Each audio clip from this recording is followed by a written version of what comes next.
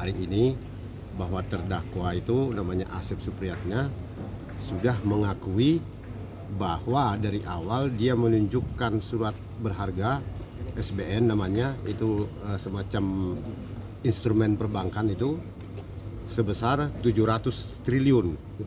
Nah, 700 triliun itu katanya kepada korban Ferry membutuhkan uang proses supaya uang itu keluar.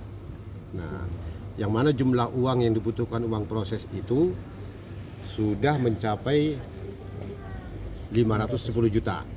Nah, dengan bertahap.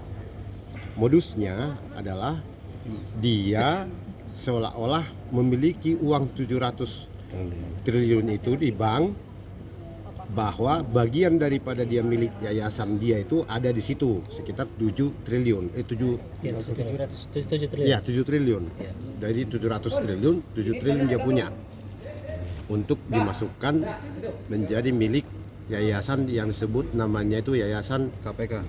Karuhun apalah namanya. Pusaka Karuhun. Pusaka Ujang Karuhun. Ujang Karuhun. Disingkat-singkat KPK gitu.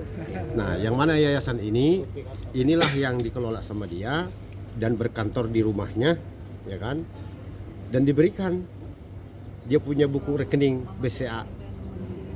Nah, ternyata di rekening BCA itu yang di print sendiri sama dia itu 7 triliun itu seolah-olah ada. Nah, setelah terjadi kasus kemarin itu dikejar sama kita, mana kenapa ini begini? Dia bilang belum masuk, lagi proses. Saya punya tabungan, buku tabungan yayasan ini, aslinya kita lihat ternyata hanya 50.000, ya kan, saldonya. Gitu loh. Nah, jadi ya mohon maaf, ternyata pelaku ini bukan hanya Ferry sendiri yang jadi korban.